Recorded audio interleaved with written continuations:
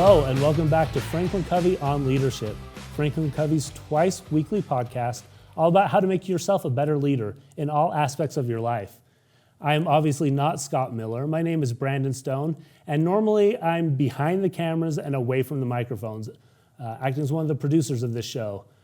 But today, I'm lucky enough to have been asked to fill in as host to interview our special guest today. You obviously know him. His name is Scott Miller. He is normally the host sitting in this chair, and he is the author of the upcoming release, Career on Course, 10 Strategies to Take Your Career from Accidental to Intentional. Scott, welcome back to your own podcast. Brandon, it's a huge honor, kind of bittersweet, because I'm super appreciative that you moved outside of your comfort zone as the lead producer of this podcast, now the world's largest weekly leadership podcast, where you've been coaching me off camera for 6 years and 350 episodes. And now you are exhibiting phenomenal hosting skills. So maybe there's a future for you both on camera and off camera. Regardless, I'm delighted to be on the receiving end today of your questions as we talk about my 7th book, Career on Course. Well, we've all heard the expression, those who can't teach. Maybe in my case, those who can't produce. I don't know. We'll see how this goes today. Hardly. Scott, everybody who watches this or listens to this podcast regularly knows you as the host. They know that you had a long career at Franklin Covey, but they may not know how you came into this position. Can you give us a little bit of background and tell us your story of how you got to this point? Thanks, Brandon. So I had an amazing 25-year career with Franklin Covey, the world's most trusted leadership firm. I started back in 1996, where I was actually selling our leadership, productivity, and trust solutions to K-12 school districts and universities, and then received a promotion and led the entire education division, went to the UK, London office for a year, came back, and spent 6 years in our Chicago office working with our corporate solutions on the enterprise division, leading a sales team.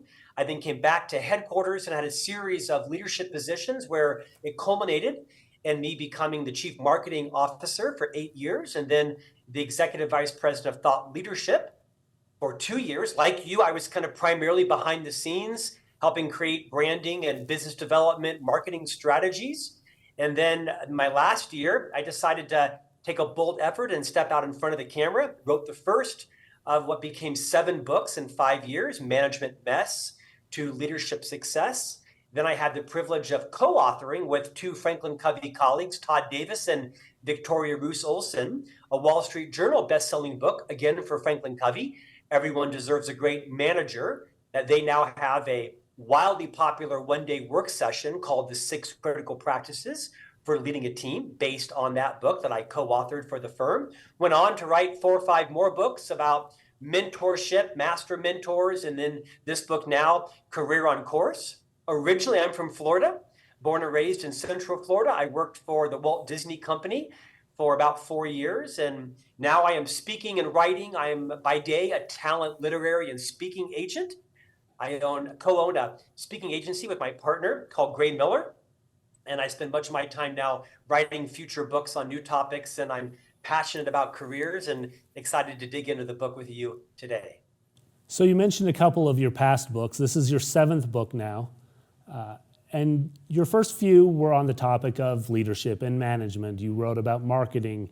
You've written about mentorship. So why the pivot at this point to writing about careers? Well, it's probably what everyone has in common. Up until now, my books have been kind of niche, like you said, about marketing, about management or leadership or mentorship. And although I liked going deep in those niches, as I thought about, where I am in my own career and the biggest value I could have to people, sharing my own successes and my own mistakes, I thought, gosh, careers is a topic that everybody has some association with, including if you're, a stay-at-home parent, or you're retired or unemployed by choice or not by your own choice. You have people in your life that need to build their careers, whether their avocation is their vocation. Most of us spend more time awake with our colleagues than we do awake with our family members. And so if you're going to have a career, the odds are you're probably going to spend 50 years, between the time you're early 20s to early 70s, depending upon your economic situation, you're likely going to have a 50-year career. So why not make the most of it? And I thought I was uniquely positioned after now nearly 30 years in the leadership business, having had a great career myself, not without some fits and starts. I wanted to take the tenets that I saw in all those that I had led, those that I had hired and coached, those that I had terminated.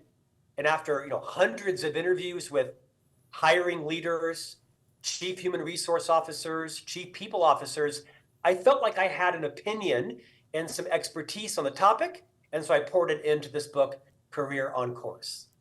So Scott, I don't think this is a totally new passion of yours. I remember a day about 7 or 8 years ago. I was fairly new to the department that you were leading at Franklin Covey. And you scheduled some time on my calendar for a one-on-one meeting. Now, I didn't report directly to you, and so I was thrown off a little bit about this. I didn't know you super well. I didn't know exactly what this meeting was for, and I was a little bit nervous, a little bit trepidatious heading in. But what happened was we sat down, and you wanted to have a talk about my career plan, what path I saw for myself, what my aspirations were. And you gave me some very concrete, actionable ideas on things that I could do to take next steps in my career. And I came away from that conversation being really feeling that you were invested in me as one of your employees, as somebody who, you were somebody that I could look to for direction, and somebody who was, interested in the different paths people's careers took and how to help them get there. So I want to know, where does that passion come from in you, and why do you want to help people develop what you're calling an intentional career path? Well, one is, I think it's important that our careers don't define who we are. I was single till I was 41 years old. So very much did my career define who I was. I'm probably embarrassed to admit that up until I was married and had a bigger purpose in my life, with now 3 children, my wife and I are raising 3 young boys, I was pretty notorious for working my corporate title into any conversation, even in a personal setting. And if you were unfortunate enough, I might even work in my compensation or my stock options, because my career defined who I was. And I think a lot of people that may be single, or for whatever reason your career defines you, not good or bad, it wasn't what I wanted the theme of my life to be. However, our careers drive our independence.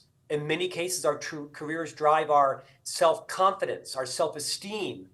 They drive our ability to provide for our families and for our future retirements and for those that we love. So I don't know anybody working because they just love it. We're working because we obviously have bills to pay. So why not make the best of it?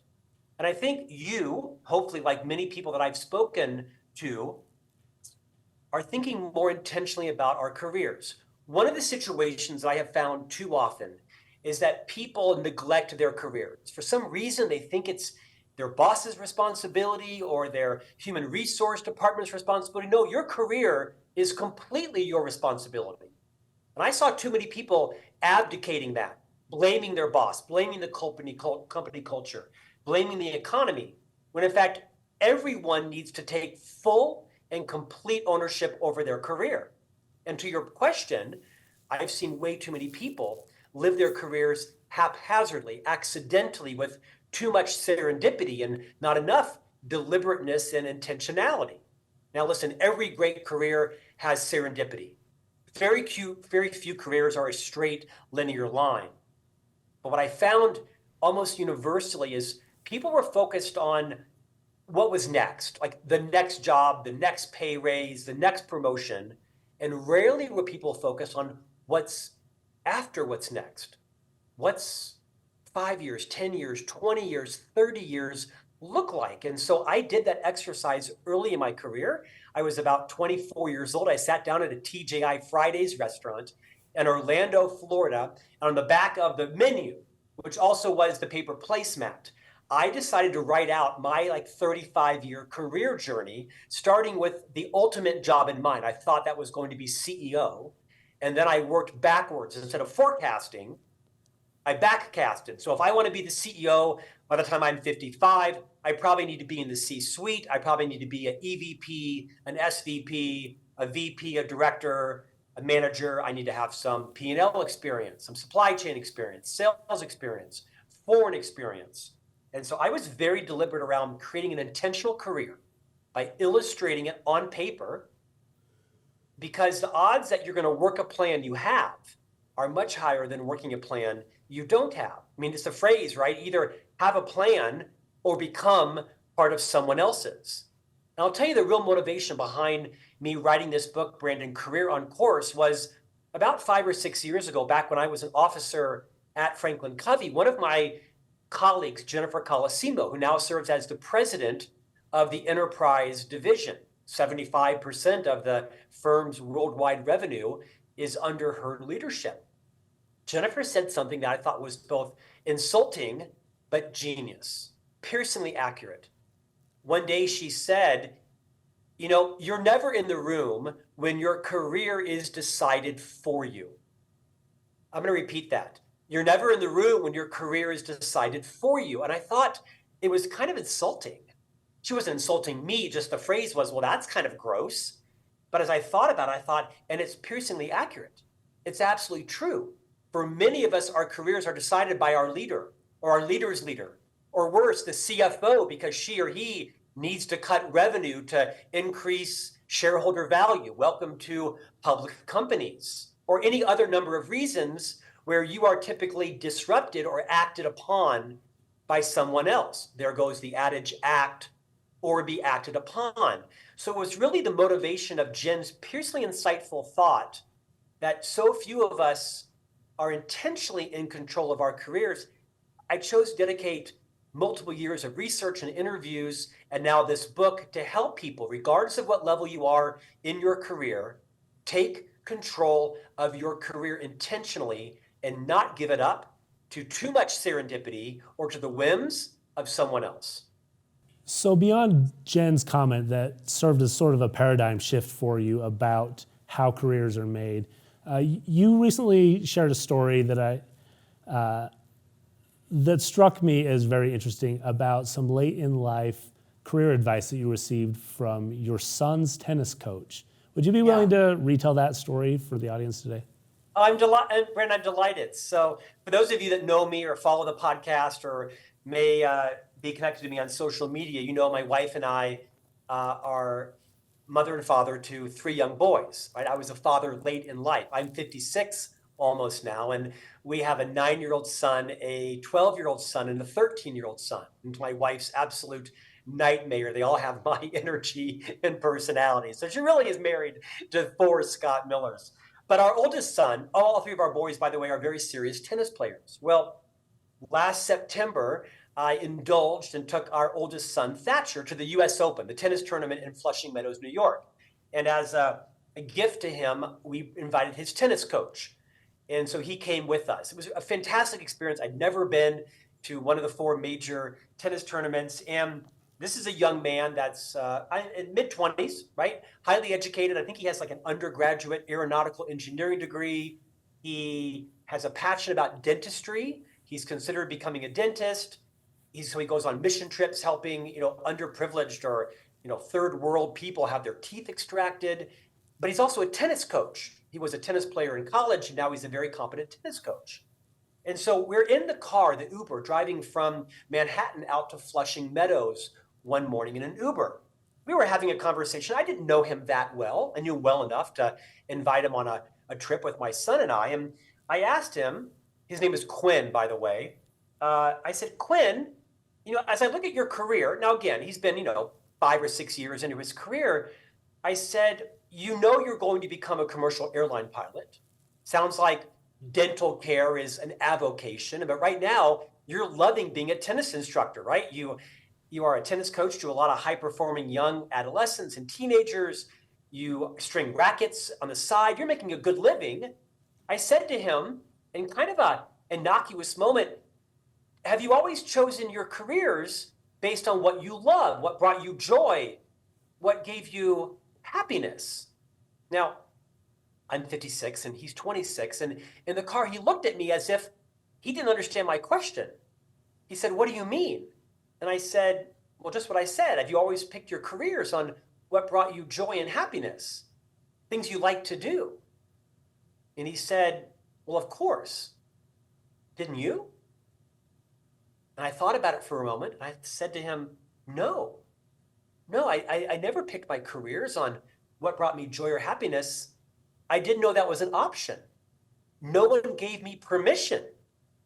Parents never gave me permission to follow my passions.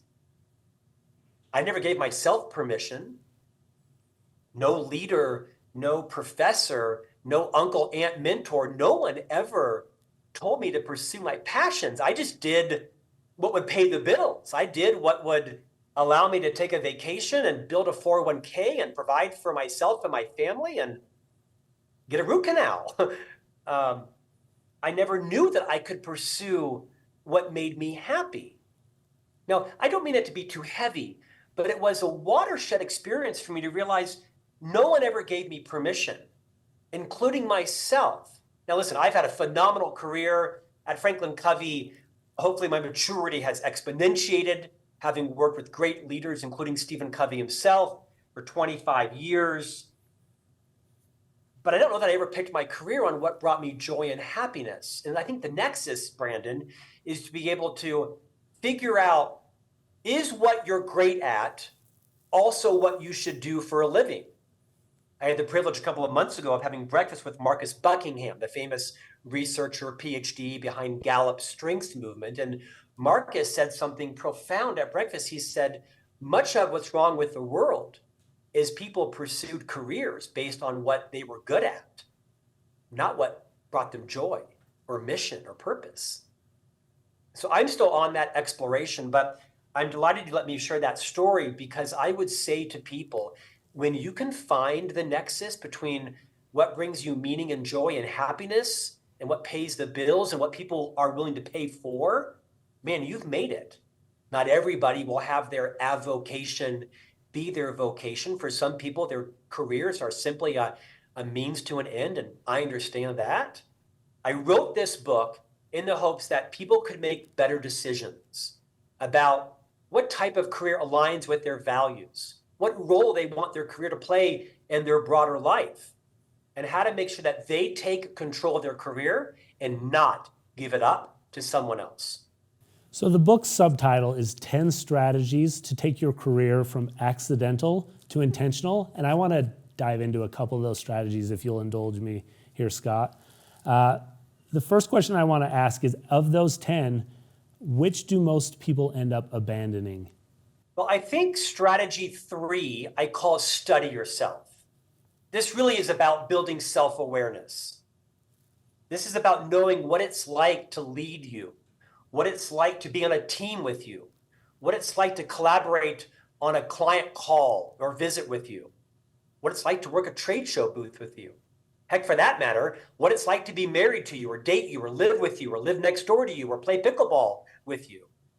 I call it study yourself, Brandon, because I think to the extent people are at all like me, which my wife says very few people are, that we tend to study other people, right? We have our favorite authors. We have our favorite podcast hosts or host, Brandon Stone.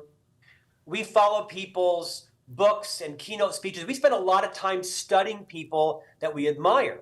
By all means, we should do that. But my experience has been very few of us spend any time studying ourselves. Why are we the way we are? Why do we react to certain personalities in certain situations, in certain environments? Why are we the way we are? Now, most of the guests on this podcast would tell you it's because your parents and what they did to you or did for you or didn't do to you or for you. Forgive your parents at some point. Studying yourself is vital to an intentional career. And I don't think people spend enough time doing it. Here's a great example. I have a big personality. I talk loud, I talk fast, I'm a fairly dominant personality, some might even call aggressive. In fact, my voice level is typically right up here. This is a natural resting voice level for myself, including when I'm sitting in the car next to my wife going on a Saturday night date to a restaurant, my wife Stephanie will say to me, "Why are you talking so loud? You're like 18 inches from me." I don't know why I always have to talk this loud and I have to be the loudest in the room. I'm sure someone watching that is a psychiatrist knows why, but this has helped me in some ways in my career. It's been a handicap in other because, I can bulldoze over people, not even know it. I can intimidate people. I can diminish their self-esteem and their self-confidence without ever intending to. And some people would call me a bully. Some people have experienced me as a bully, and I certainly don't want that. So I think of all of the practices that people should improve upon is number 3, studying yourself. And in the book, I have exercises for all 10 of the strategies. In this one, I encourage people to pick a team of 8, 4 from your personal life and 4 from your professional life, and go out and ask them, what are the things that I do that delight you? What are the things that I do that annoy you? And the more you can share these with me, the more I can work on my blind spots and improve my career, improve my relationship. So long answer, short question, studying yourself, taking time to legitimately understand why you are the way you are. And is that working for you or against you? And is it working for or against other people? I'll tell you the best advice I've ever been given in my life was from Franklin Covey's 25-year CEO and now chairman, Bob Whitman. When I was the chief marketing officer, Bob once said many profound things, but he said the following: thinking is a legitimate business activity. I think in a world where everything is faster and more, we don't sit back and put our feet up on our desk and think about who am I and why am I? Is this working? And I really encourage people, when you buy the book and read it, take the time to solicit feedback from people. What do I do that delights you? What do I do that annoys you? And then determine how to action on that. It's the most self-aware people that have the best careers. That's the biggest correlation I have seen over education, over work ethic, over anything else. It's how aware are you of what it's like to work with and for you, and how willing are you to change it and improve it? I remember getting some feedback on one of the ways that I work with other people and kind of taking it into account, but it didn't really sink in until I was at a trade show event and some things came up. And I remember coming home and telling my wife, oh, my initial reaction when this obstacle came up at the trade show was this, and it's not something I'm proud of. It's something that I've been told I do and I don't want to do any longer. And that moment of allowing that feedback to set in finally, probably months or years later, has had a real effect on me. I would say it's a different topic about how to actually turn that into change, but it's definitely something that has been valuable to me in getting to know what my strengths and weaknesses are in my career and how I do interact and work with other people. And Brandon, I love your self-disclosure there, because we all have these challenges, right? I mean, we take ourselves probably pretty seriously. We take most criticism as a personal affront, but it's the most mature, influential people that are secure enough, they're confident enough, they're humble enough when someone gives you some feedback, not to dismiss it, deny it, deflect it, dispute it, but to realize, well, that took some courage. This person must like me. Now, some people will use that feedback to diminish you or to minimize you. They're the outliers. We never, ever play to the outliers. But if someone gives me feedback, I'm like any person, right? It kind of hurts and stings for a moment. And I'll usually say, wow, that kind of stung, but thank you. I appreciate you telling me that. That took some courage. Hey, can I ask you a question? When you see me doing that or saying that or acting that way, do you have any idea why I do that? Do I seem jealous? Do I seem insecure? Do I seem in over my head? By the way, all three things are probably true at some point during the day, and I'm comfortable saying that. This is the key differentiator in people who have successful careers, is they don't take stuff personally. They differentiate between someone is attacking me or trying to minimize me, and when someone is just trying to help me see my blind spots, because we all have them. Or maybe helping themselves and trying to find a way to work better with you. And that can be a synergistic relationship between the two. Yeah. I like synergetic better. Okay. Let's jump into another one of these strategies, Scott. Which strategy do you think most people start to address, but then might neglect or entirely abandon later? I'd say probably strategy 7. I call it take the lead with your leader.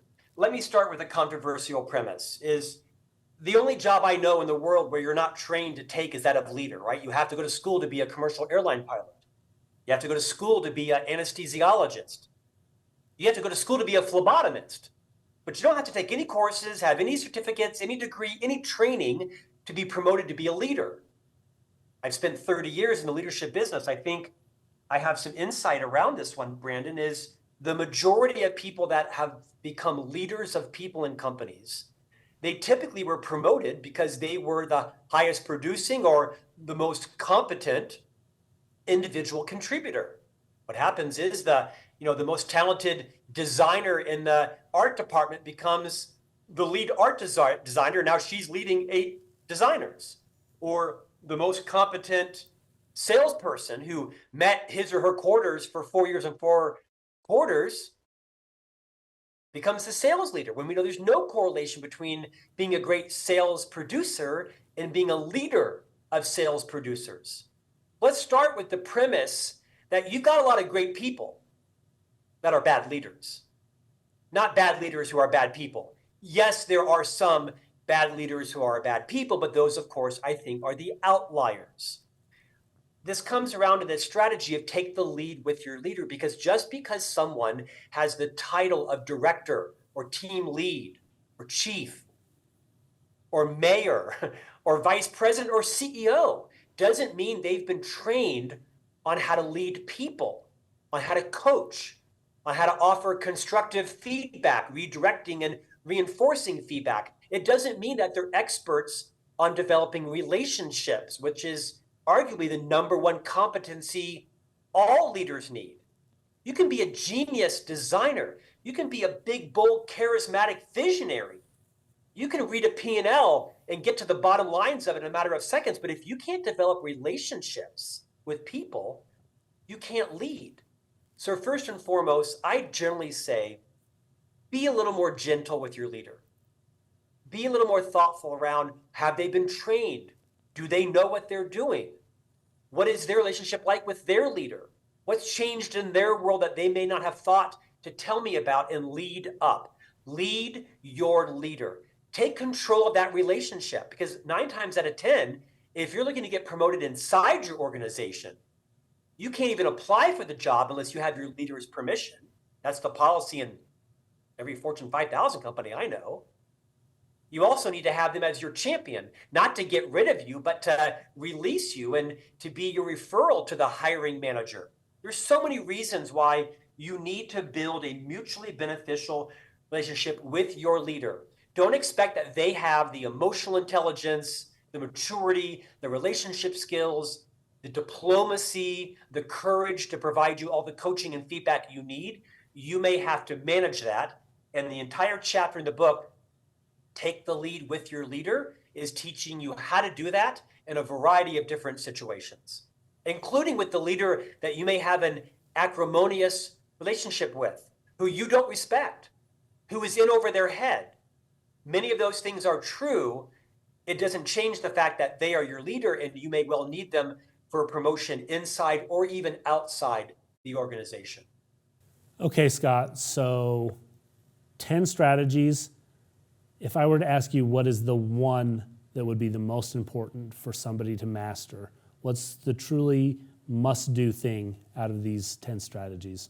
Oh, strategy 1. It's why it's 1 for a reason. It's called Know Your Professional Values.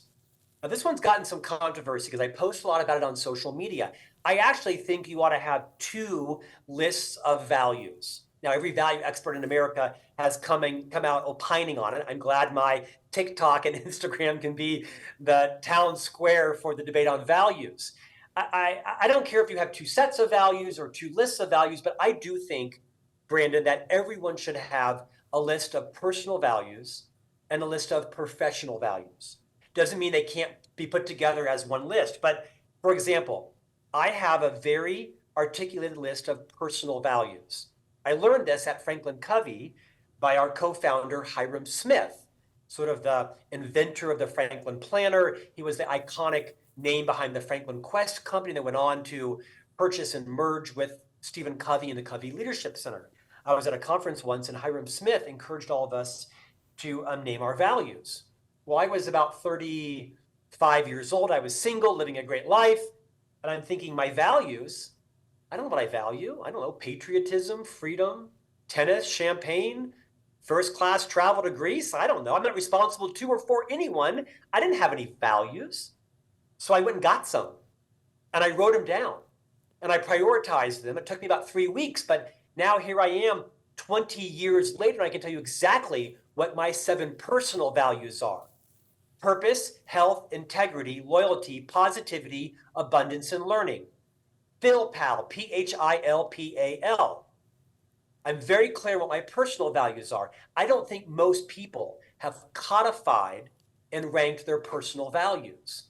I make all my decisions in life in alignment with those values.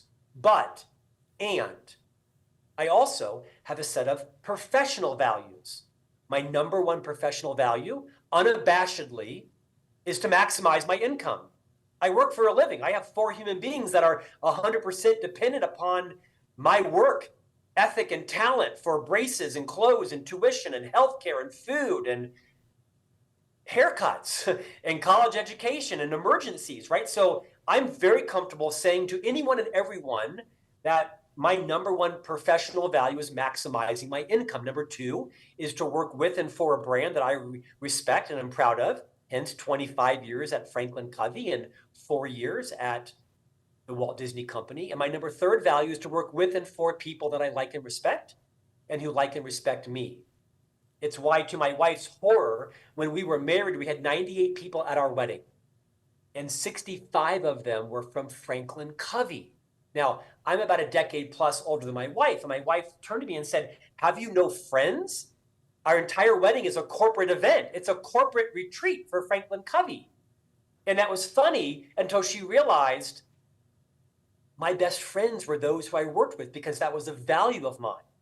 To this day, they're still very dear friends of mine. And my point is, for people who don't have a list, Brandon, of both personal and professional values that are different, you'll never know when they are in conflict. You'll never know when they're in alignment. I have countless stories of people that had careers that were spinning in circles, and what they realized finally was that their professional values were misaligned with their personal values based on where they were in their life, what role they were in. Small kids, divorced, single, caring for a sick spouse, caring for an elderly parent. And so I am a fierce advocate of identifying your professional values and making your career decisions through that lens, and then benchmarking it against your personal values to know if and when they're in conflict. And by the way, conflict amongst the 2 lists isn't always a bad thing. It just helps you understand, is this professional pursuit the right thing for me in my life right now, based on my primary personal roles and my personal values? And the first chapter of the book has extensive exercises on helping you articulate both your personal and professional values. Scott, I've worked with you long enough to know just how comfortable you are getting real and getting vulnerable about your shortcomings. As we're talking about careers, I'd like to know, what's the biggest mistake that you've made in yours, and what lessons can you share from that? Oh, this is very easy. I confused 2 concepts for the majority of my career. When I was the chief marketing officer, I was often called by the press to be interviewed on Dr. Covey's seminal book. This book has sold 50 million copies. It's the most influential personal development book in our generation. And the press would call me and want to interview me about the book called The 7 Habits of Highly Efficient People. And I would say, Well, no, the book is called The 7 Habits of Highly Effective People. Oh, yeah, it's the same. No, it's actually not the same. There's a massive difference between being efficient and being effective. One's not bad, they're just different. There's a time to be efficient and a time to be effective. And Brandon, my biggest mistake in my career was the majority of my career where I confused those two concepts. I'm a very productive, hardworking person. I am uber efficient. I get up every day at 4 o'clock in the morning. My work is done on my column by 5. I write till 6. I'm a dad until about 8:30. I'm a literary agent and author and keynote speaker until about 3, where I pick up the boys again and I'm a dad again. I'm a very prodigious producer of work. In fact, most of my career success has come from how efficient I am. Getting things done, checking things off, moving on. I'm an executor. And when, like all of our strengths, when overplayed, they become our weaknesses because I treat everything like I do mowing the lawn, fast and good enough, including my relationships. All of the pain that I've experienced from being called into human resources, lots of times, alienating people, having people misconstrue my intent with my technique was because I tried to be efficient with them. And to quote our founder, Dr. Stephen R. Covey, with people, fast is slow and slow is fast. And so I finally have learned and am learning when to be efficient and when to be effective. And with people, you can only be effective. You have to slow down if you believe, like I do, that we're all in the business of building relationships.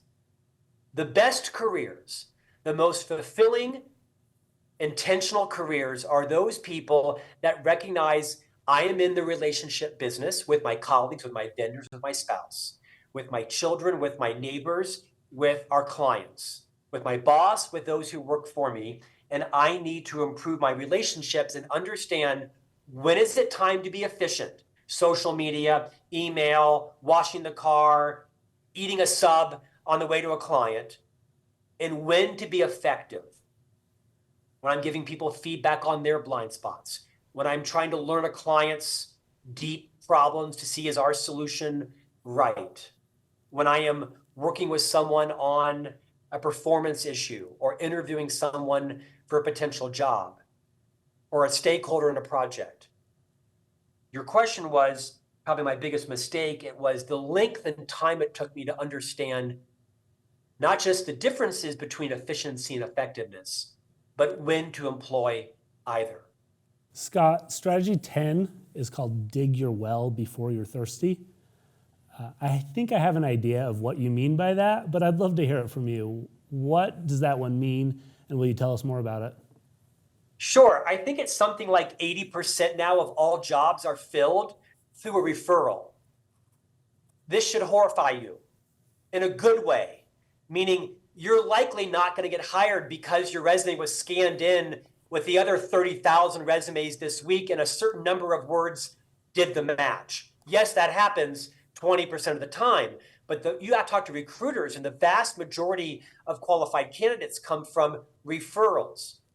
Your next career may not be with someone you know, but it will come through someone you know. And so everybody should be spending an appropriate amount of time on digging your well before you're thirsty. This phrase I've co-opted from the famous iconic author and speaker Harvey Mackay, who wrote a book by the same name, is when you're laid off from your job, that's not the right time to start throwing out LinkedIn connections. And here's how I learned this. What I realized was that after about 22 years at Franklin Covey, I had a massive network, but they were all inside of Franklin Covey. Because as the chief marketing officer, I spent most of my time talking with our 150 salespeople and our 15 managing directors and the owners of our 75 licensees around the world and the executive team. 99% of my time was spent on internal stakeholders. And so here I am at 50 years old and thinking I might want to make a pivot, and I don't know anybody.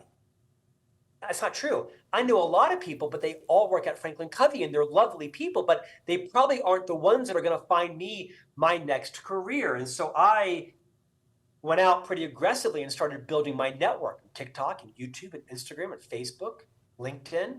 I started networking and writing books and writing columns and writing LinkedIn posts. And whatever your version of that is my battle cry to everyone is to dig your well before you're thirsty. I know a guy named David Araya, who is one of the top hospitality leaders in the world, worked at some of the finest hotels in the world. And whenever he chooses to leave his organization, he has like 6 job offers in 10 days because he's so prolific in posting on LinkedIn, not asking for favors, but adding content and being abundant and sharing insights and making connections to and for and with people that can't help him until the time comes when he needs some help and they come out of the woodwork for him. Dig your well before you're thirsty. Scott, what's the absolute best advice that you could give someone? Let's say it's me 8 years ago in a one-on-one with you. I was relatively early in my career. Or let's say it's a friend of mine who I'm referring to you who is at kind of a crossroads, whether they decide to leave their organization, start something new entirely, stick it out for the reliability, recognizing that there are people from a wide range of professions from different points in their careers who might be listening to this, people who are just starting out, people who may be first-time listeners.